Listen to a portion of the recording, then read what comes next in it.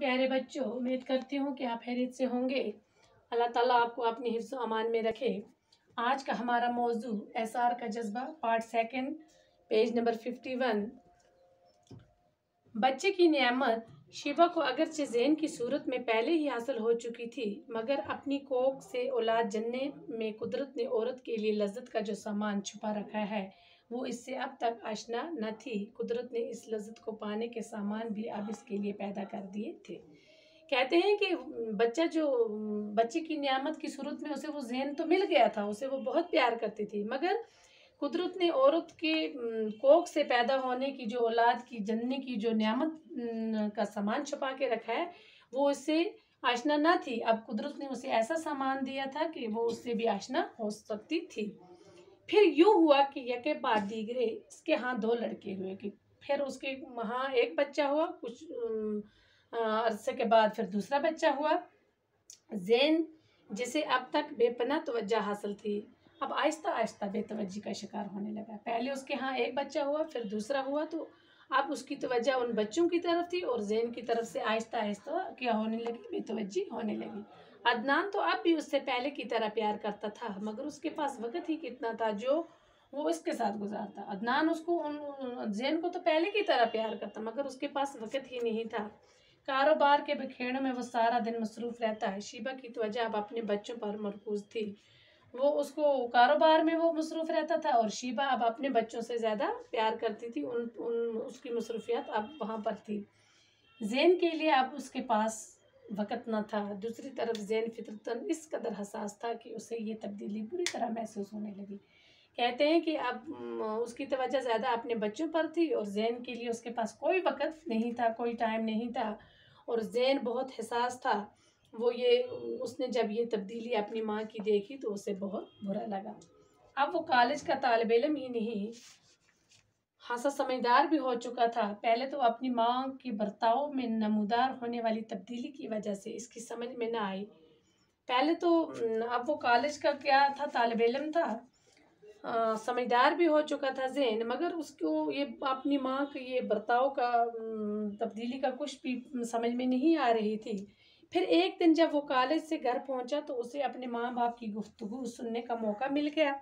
जब उसे इस पर यह राज फाश हो गया कि वो आज तक जिन्हें अपने वालिदैन समझता रहा, वो दरअसल महज उसके पालने वाले हैं।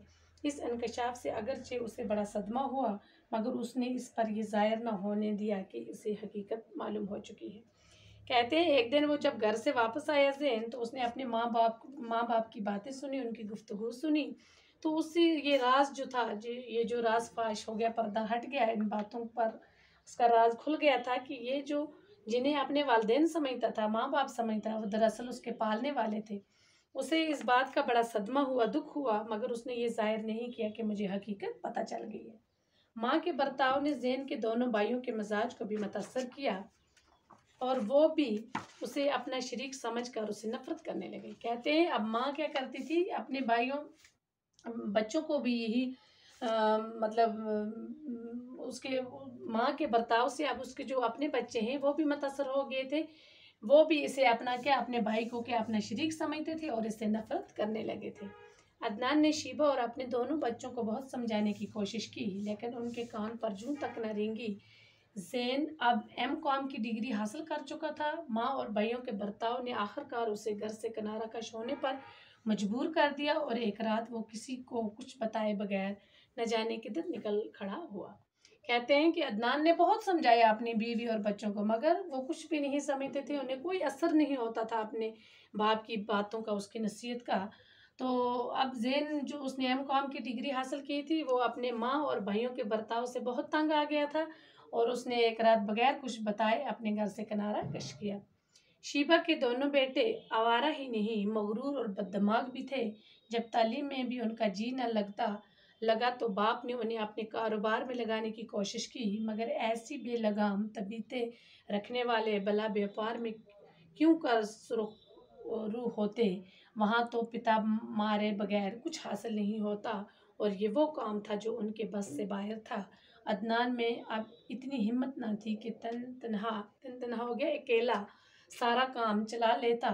हिस्सेदारों ने भी जब उसकी ये हालत देखी तो आहिस्ता आहिस्ता सब कुछ अपने कब्जे में करने में मसरूफ़ हो गए। नतीजा ये हुआ कि कुछ मुद्दत बाद ही इसका दिवालिया पिट गया। कहते हैं कि शिबा के बेटे बहुत आवारा हो गए थे, मगरूर थे, बददिमाग थे और ना वो तालीम करते थे।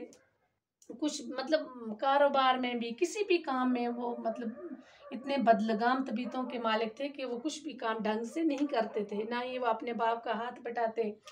तो उसका उनका बाप, अब उसमें इतनी हिम्मत नहीं थी अदनान में कि अकेला वो ये सब कुछ चलाता। अब आहिस्ता आहिस्ता उसके जो बिज़नेस के हिस्सेदार थे उन्होंने उसकी हालत देखी, तो उन्होंने भी सब कुछ में क्या किया, कब्ज़ा कर लिया और आखिर पर ये हुआ कि उनका दिवालिया निकल गया। तो अब पार्ट 3 में हम आगे पढ़ेंगे। अच्छा, खुदा हाफिज़।